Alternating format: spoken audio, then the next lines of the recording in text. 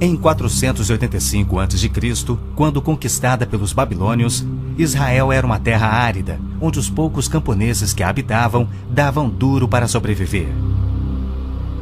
Esta era a terra que Deus havia prometido para Abraão, Isaque e Jacó, e aos seus descendentes para sempre.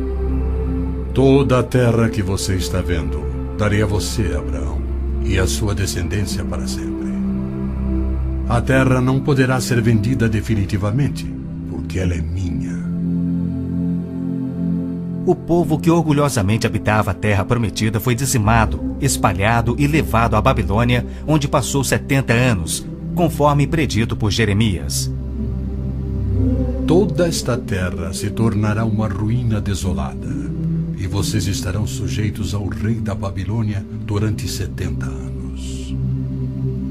Muitos judeus haviam voltado a Jerusalém para reerguer o templo, mas o resto da cidade estava em ruínas, suas paredes derrubadas e portões queimados.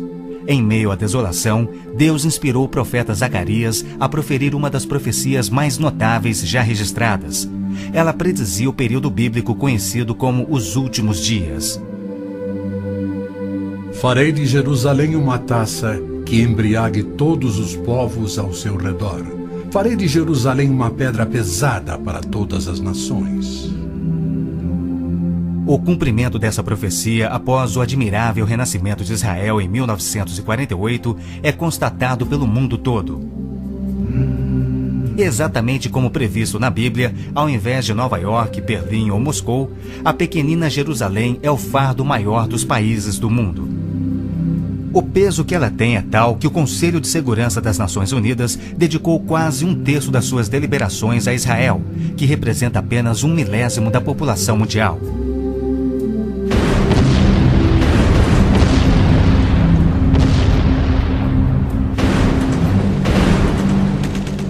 Jerusalém não seria o problema número 1 das Nações Unidas se a nação de Israel fosse facilmente intimidada, mas os seus militares são os melhores do mundo. Naquele dia farei que os líderes de Judá sejam semelhantes a um braseiro. Eles consumirão todos os povos ao redor. O Senhor protegerá os que vivem em Jerusalém.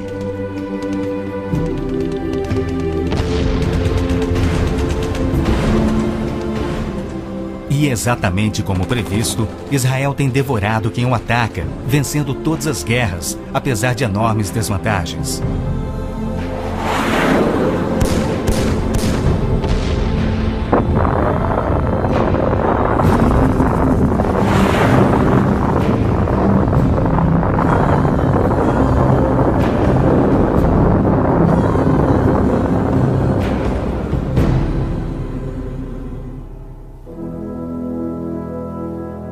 O anjo Gabriel revelou a Daniel que Jerusalém seria reconstruída e que após 483 anos viria o Messias.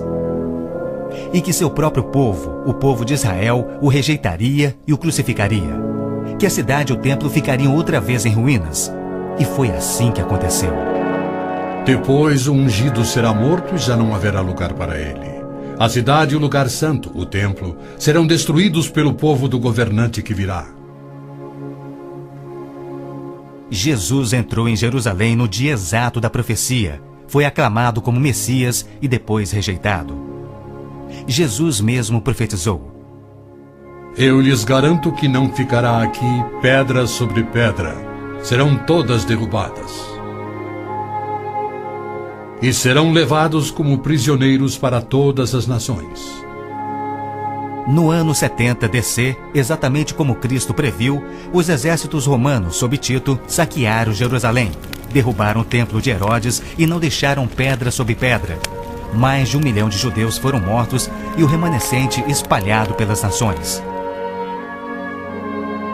Vocês serão desarraigados da terra em que estão entrando para dela tomar posse.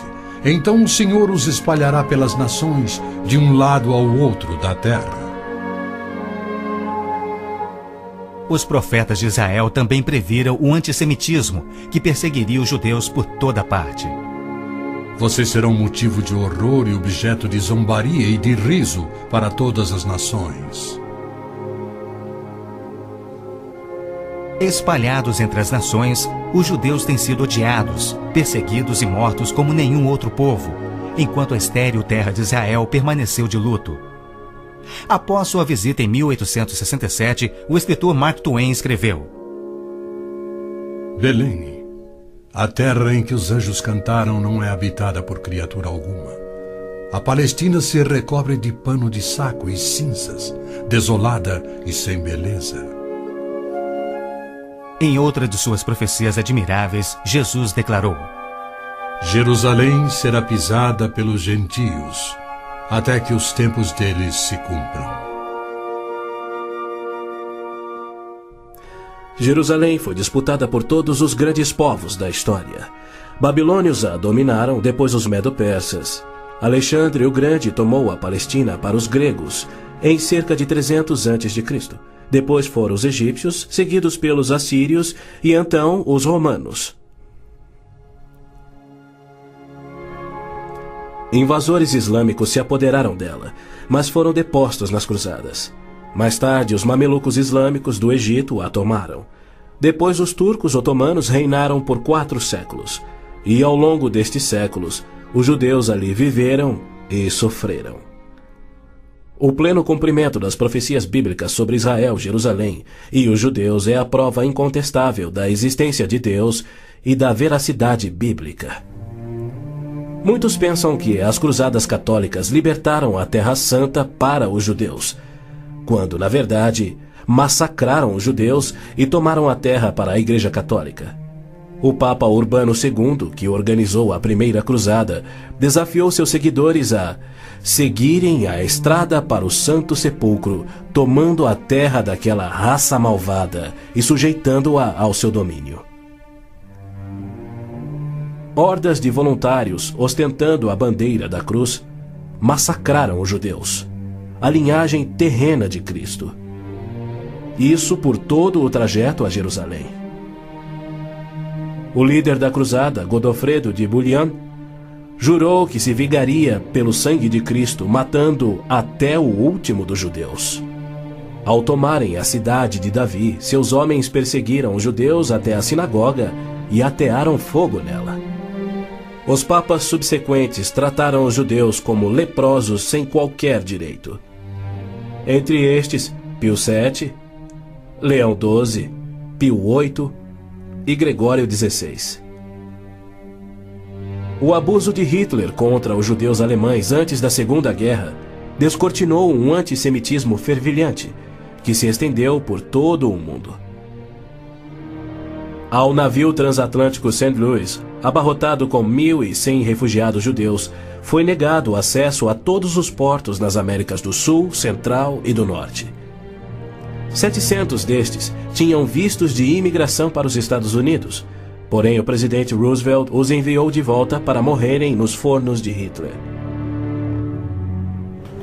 Até mesmo a Suíça rejeitou os judeus, devolvendo-os aos seus assassinos, e serviu como banqueira de Hitler, guardando para os nazistas bilhões de dólares em ouro e dinheiro roubado das vítimas judias.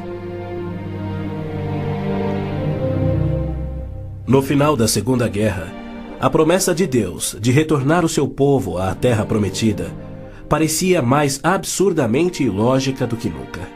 6 milhões de judeus perderam a vida no Holocausto de Hitler, um fato que muitos continuam a negar. Embora Adolf Eichmann relatou, enquanto prisioneiro, que o massacre dos judeus foi o maior de todos os crimes, a maior dança funesta da história da humanidade.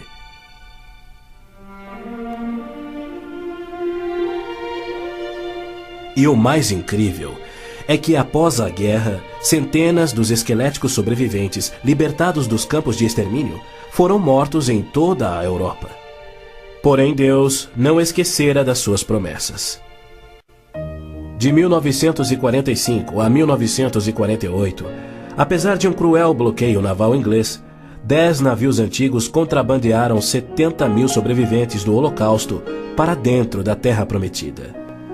Nas palavras de um dos sobreviventes, os velhos navios e a frota britânica eram ameaças menores que a vida na Europa. Pela primeira vez em anos tínhamos um propósito: a criação de um Estado judeu. Milhões de judeus têm voltado a Israel oriundos de mais de 100 países. A existência de Israel hoje, na Terra Prometida, é incontestavelmente uma obra de Deus. Vejam, eu os trarei da terra do norte e os reunirei dos confins da terra. Aquele que dispersou Israel o reunirá. Em novembro de 1947, as Nações Unidas adotaram a sua Resolução 181. Ela dividia a Palestina, dando 18% aos judeus e 82% aos árabes. E tornou Jerusalém uma cidade internacional que, conforme o Vaticano também insistiu, nunca poderia ter domínio judeu. O mundo árabe rejeitou esta resolução e exigiu toda a Palestina. Até hoje, nenhum mapa árabe admite a existência de Israel.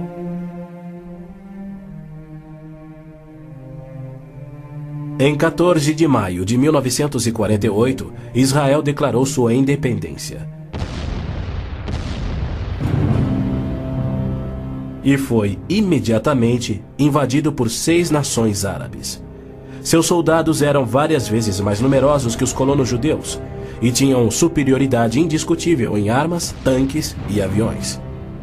Tendo recebido da ONU uma faixa estreita e indefensável de terra, rodeada de inimigos dispostos a exterminá-lo, Israel deveria ter sido aniquilado. Porém, para a surpresa do mundo inteiro, que torcia para os seus inimigos, os colonos israelenses derrotaram os que buscavam destruí-los, exatamente como Deus prometera. E assim tem acontecido em guerra após guerra, à medida que seus inimigos têm tentado aniquilar Israel. Sim, é isto mesmo. A aniquilação é o seu propósito declarado. Os muçulmanos têm como dever religioso a exterminação dos judeus. Eles sonham com sua destruição e promovem festividades para honrar os assassinos dos inocentes cidadãos de Israel. O fundamentalismo islâmico começa a varrer o nosso mundo. O próprio Maomé declarou: A última hora não virá antes que os muçulmanos lutem contra os judeus e os muçulmanos os matem. Mas por que a imprensa chama os terroristas muçulmanos de radicais e extremistas? Na verdade, eles apenas estão sendo fiéis ao islamismo. O Corão ordena: Não tomeis por confidentes amigos os judeus nem os cristãos. Matai os idólatras, os não muçulmanos, onde quer que os acheis. Capturai-os, acossai-os e espreitai-os. Líderes muçulmanos, religiosos e políticos ameaçam os judeus como fazia Hitler na TV, pelo rádio e alto-falantes nas ruas e nas mesquitas. Quando Gaddafi brada: a batalha de Israel será tal que Israel deixará de existir, ele fala por todos. O extermínio de Israel é transmitido aos muçulmanos desde o aleitamento. Um ministro da educação da Síria escreveu: O ódio com que doutrinamos as mentes dos nossos filhos desde o parto é sagrado. Um livro-texto de adolescentes egípcios declara: Israel não viverá se os árabes forem firmes no seu ódio. E um livro de pré-adolescentes diz: Os árabes não desistem de trabalhar em prol do extermínio de Israel. É uma loucura Israel tentar firmar acordos de paz com inimigos como estes, mas a pressão mundial o obriga a isto. Na Guerra de Yom Kippur de 1973, milhares de tanques atravessaram simultaneamente o Sinai, oriundos do Egito, e descendo o Golã a partir da Síria num ataque surpresa cuidadosamente orquestrado. As forças militares de Israel estavam todas de licença, celebrando a mais sagrada de suas festas religiosas, levando, portanto, 3 dias para que se mobilizassem.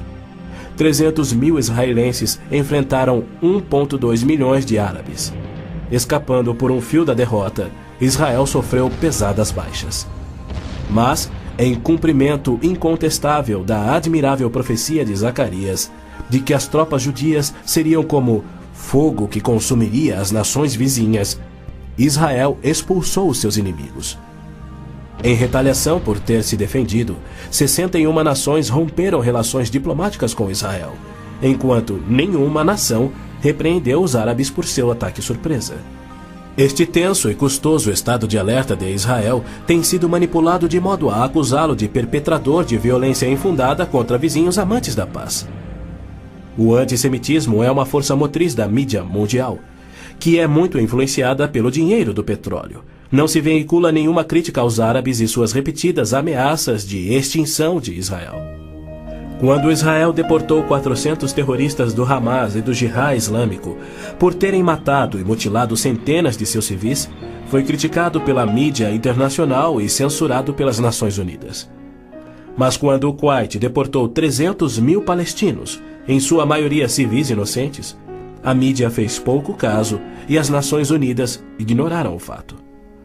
As Nações Unidas são flagrantemente pró-árabes e contra Israel. As chamadas Forças de Paz das Nações Unidas no Líbano abrigaram terroristas da OLP, ofereceram suas instalações para treinar terroristas, forneceram equipamento militar e auxiliaram as equipes de terroristas a caminho de atacarem Israel.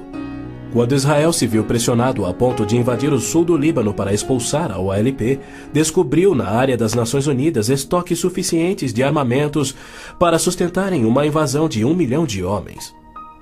E a maioria, incrivelmente, era avançada demais para ser operada pela OLP e era obviamente destinada a uma invasão soviética. A ONU já condenou Israel mais de 370 vezes por ter se defendido, porém nunca condenou os terroristas ou os seus agressores. 2 anos após a Olimpíada de Munique, em que a OLP assassinou 11 atletas israelenses, Arafat, o seu líder, foi convidado para falar na Assembleia Geral da ONU. E foi recebido como herói, embora clamasse pela extinção de Israel. O então secretário-geral da ONU, Boutros Ghali, declarou: Os judeus devem abrir mão de sua condição de nação e do Estado de Israel para serem assimilados como uma comunidade do mundo árabe. O Domo da Rocha, no cume do Monte Moriá, está situado no coração de Jerusalém. Esta edificação de 141 mil metros quadrados inspira paixões tão explosivas que pode ser o estopim da Terceira Guerra Mundial a qualquer instante. Foi ali que Abraão obedientemente construiu um altar e colocou sobre ele o seu filho Isaque, disposto a oferecê-lo como sacrifício a Deus. Mas Deus o impediu e proveu um carneiro para substituir a Isaque. 900 anos mais tarde, há cerca de 3.000 anos, o rei Davi comprou aquele terreno santo de Araúna, o Jebuseu, para poder edificar ali um altar a seu Deus. E foi ali que Salomão construiu o primeiro templo. Do templo judeu, destruído por 2 vezes, não resta nada. Em seu lugar se ergue o Domo da Rocha, um imenso monumento ao deus islâmico da lua, o antissemita Alá.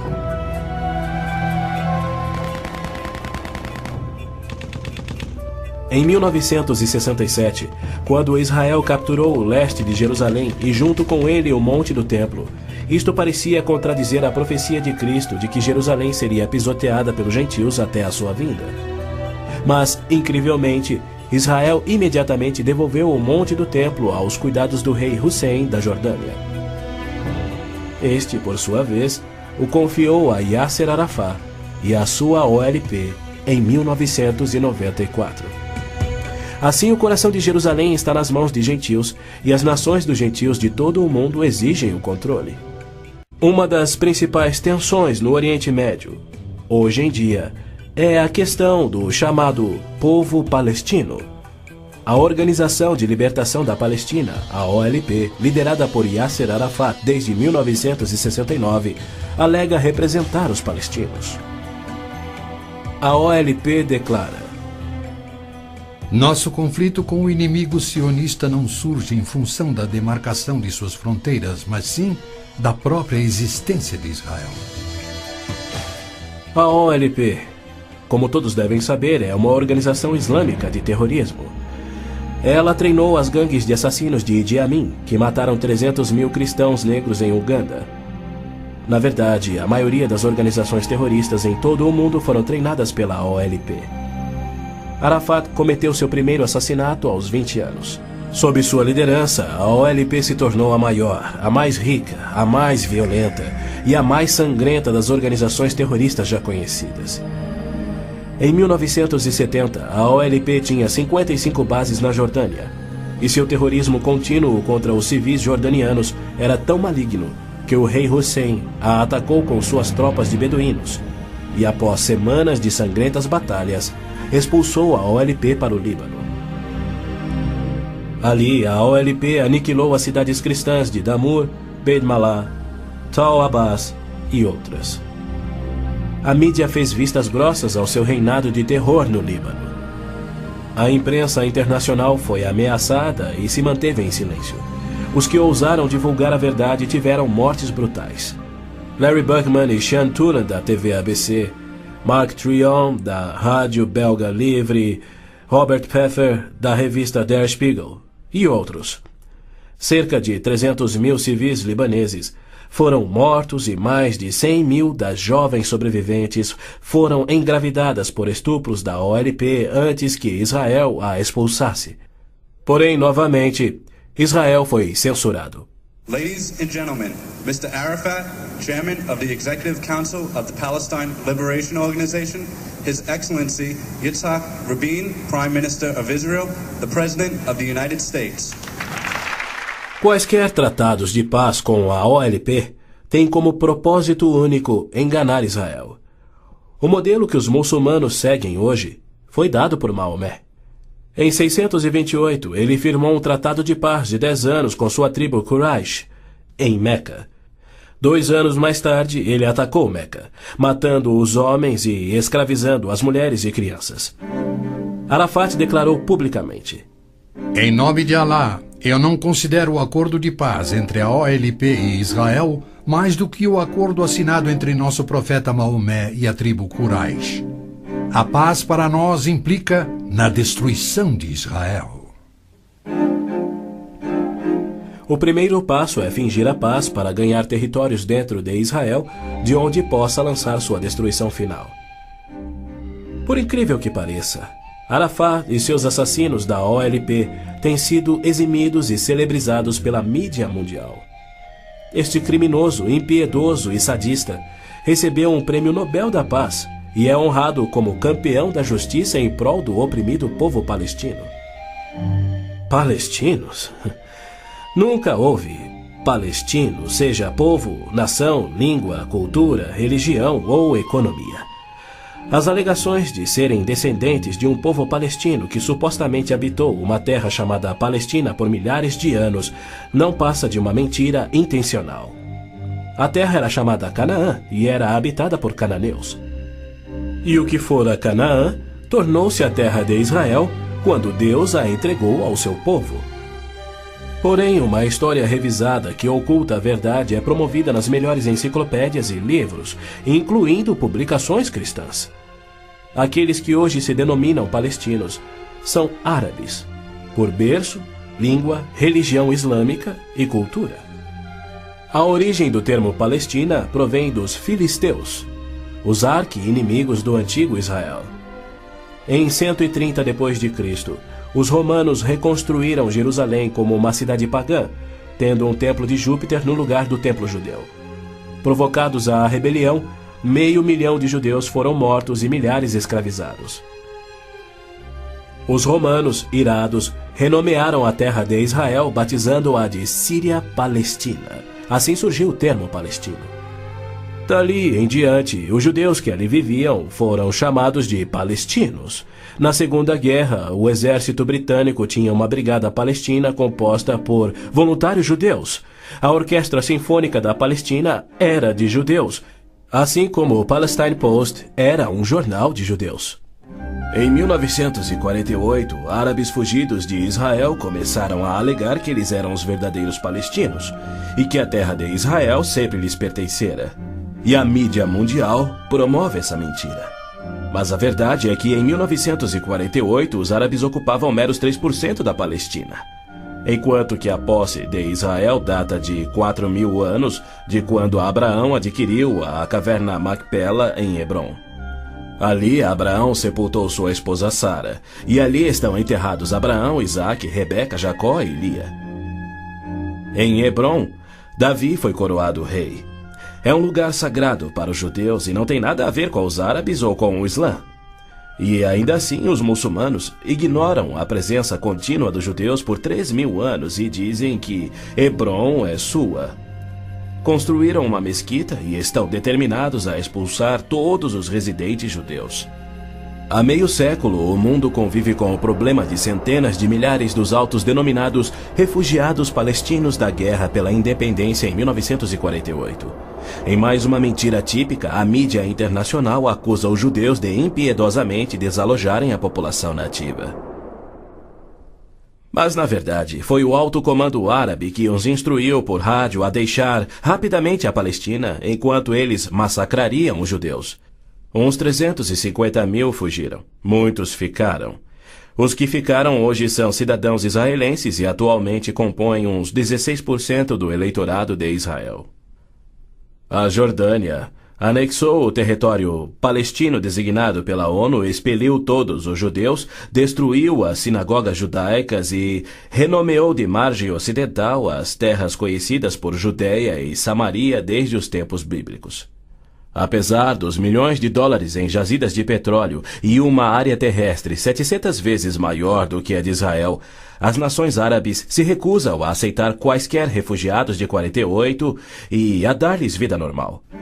Somando milhões devido à sua alta taxa de natalidade, hoje eles são restritos a vergonhosos acampamentos de refugiados em Gaza, Jordânia, Líbano, Síria e na margem ocidental. Estes infelizes são mantidos assim para que seu infortúnio seja exibido como propaganda. Por outro lado, o recém-formado Estado de Israel, cuja população somava 600.000, absorveu rapidamente 820.000 refugiados judeus que fugiam das terras árabes, onde por 13 séculos, desde o advento do islamismo, eram sujeitados a surras e cusparadas nas ruas e mercados. Centenas foram brutalizados ou mortos pelos muçulmanos em surtos imprevisíveis de violência e tiveram suas posses confiscadas. O renascer de Israel propiciou um refúgio acolhedor para o qual fugiram.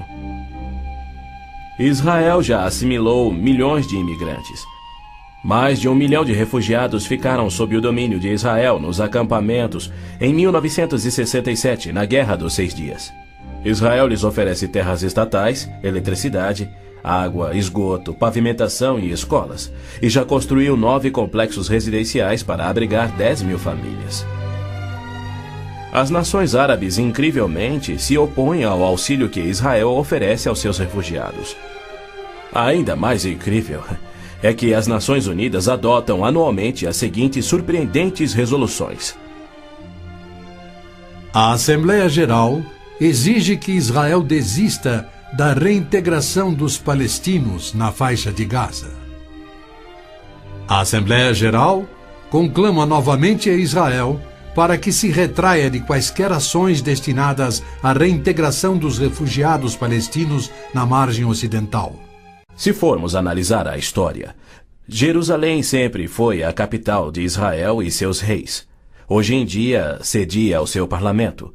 Porém, embaixadas estrangeiras se situam em outros pontos. Segundo o ministro das Relações Exteriores do Vaticano, em visita a Israel em 98, a presença de Israel no lado oriental de Jerusalém constituía uma ocupação ilegal. Em março de 1999, Israel foi advertido que a União Europeia não reconhecia a sua soberania sobre Jerusalém. Numa bula papal do Jubileu de 2000, o Papa João Paulo II rejeitou novamente a soberania israelense sobre Jerusalém. Em fevereiro de 2000, o Vaticano assinou um acordo com a OLP no qual se pedia garantias internacionais de que Jerusalém fosse mantida sob controle internacional. Os maiores inimigos de Israel são o Islã e o catolicismo romano. João Paulo II tem calorosamente recebido o fascínora Yasser Arafat diversas vezes, até mesmo quando estava no auge de sua carreira como um dos assassinos e criminosos mais notórios do mundo. É claro que João Paulo II tem piamente condenado o antissemitismo, como lhe cabe fazer. Porém, ele se limita a se desculpar por atos cometidos por filhos e filhas da Igreja. E ele nunca, jamais, admitiu que os judeus e evangélicos martirizados na Inquisição o foram por política oficial da Igreja e seus papas. Roma insiste até em nossos dias que os católicos e não os judeus são o povo escolhido por Deus. Por exemplo, em 1928, um decreto do Vaticano se referia aos judeus como povo anteriormente escolhido por Deus. Em 1965, o Segundo Concílio do Vaticano declarou: a Igreja constitui o novo povo de Deus. A Roma Católica se denomina a Cidade Santa, a Cidade de Deus, a Cidade Eterna, títulos que Deus deu a Jerusalém. O interessante é que, ao invés de repreender Arafat por sua paixão por aniquilar Israel e suas crenças islâmicas anticristãs, o Papa aceitou seu convite para estar com ele em Jerusalém, celebrando a quem chamou de o nosso Jesus Cristo, entre aspas. Nosso Jesus Cristo? Segundo Arafat, Jesus foi um palestino que lutava contra Israel por sua liberdade, e o Papa apenas sorriu e o abençoou.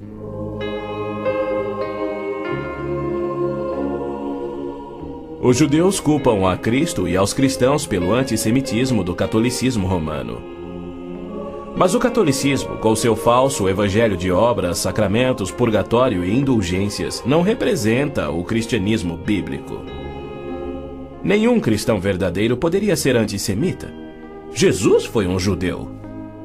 Inclusive, a Igreja Católica matou muito mais evangélicos do que judeus. O Papa Inocêncio III massacrou por completo a cidade de Béziers, na França. Morreram cerca de 60 mil cristãos albigenses. E segundo o Papa, foi o auge do seu papado.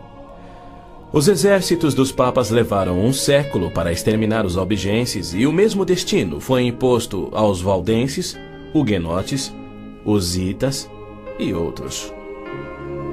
No massacre de São Bartolomeu foram chacinados 70 mil huguenotes, mais 200 mil foram mortos depois e 500 mil fugiram da França para salvar a vida. E como estes, há muitos outros exemplos. Hitler não assassinaria os 6 milhões de judeus se os séculos do antissemitismo romano não tivessem preparado o caminho. Em 26 de abril de 1933, Hitler relembrou aos representantes do Vaticano, Bispo Burning e Monsenhor Steinmann, que por 15 séculos Roma considerara os judeus parasitas a serem exterminados, e que ele lhes oferecia uma solução final para o problema dos judeus. Antes de se tornar o Papa Pio XII, o cardeal Eugênio Pacelli, núncio papal da Alemanha, entregou dinheiro do Vaticano a Hitler para formar o partido nazista.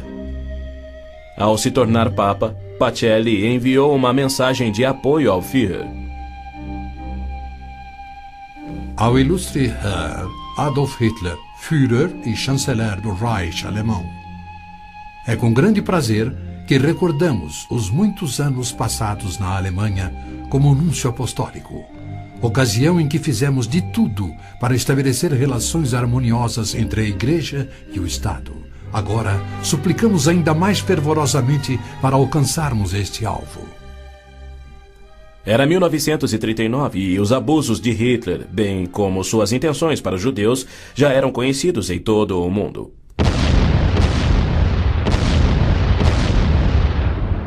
Foi em janeiro daquele ano que Hitler declarou que a guerra resultaria na, abre aspas, exterminação da raça judaica, fecha aspas.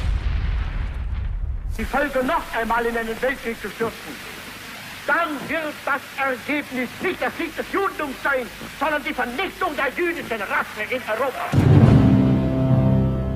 Após 4 anos, em 22 de junho de 1943, enquanto pairava a fumaça de judeus incinerados nos céus da Europa, o Papa Pio XII, em contraposição à promessa de Deus, escreveu ao presidente Roosevelt tentando dissuadi-lo de tornar a Palestina em terra judia. Não existe precedente histórico para justificar o regresso de um povo a uma terra deixada 19 séculos antes. Se os hebreus desejam um lar, não seria muito difícil encontrar um território que lhes sirva melhor que a Palestina. Com o aumento da população judaica naquela região, graves novos problemas surgiriam. Sem precedente histórico, Deus o havia prometido. Pio XII nunca condenou o Holocausto em público. Tampouco buscou dissuadir Hitler do seu intento de aniquilar os judeus. Porém, ele se manifestou, de forma bem enfática, contra o regresso dos judeus à terra de Israel, que Deus lhes dera como herança eterna. Do mesmo modo, Pio X declarou em 1904: Não podemos reconhecer os judeus como povo. Em 1919, o cardeal Pietro Gasparri, secretário de Estado do Vaticano, escreveu: O perigo que mais nos amedronta é o da criação de um Estado judaico na Palestina. E quanto ao Islã, esta religião de violência tem sempre forçado conversões pela espada. Após a morte de Maomé, a maioria dos árabes abandonou o Islã, dando origem às famosas guerras da apostasia. Abu Bakr, o primeiro califa a suceder Maomé, matou dezenas de milhares de ex-muçulmanos buscando reimplantar o Islã. Até o início do século VIII, os ferozes guerreiros do Islã haviam tomado a maioria do Oriente Médio, muito da África e haviam quase conquistado a Europa. A violenta natureza do Islã é vista ainda hoje em multidões bradando "Allah é grande" e infligindo terror e morte sobre os não-muçulmanos.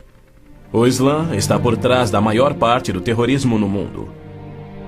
Hoje em dia, multidões muçulmanas periodicamente massacram milhares de cristãos, queimando e saqueando as suas terras.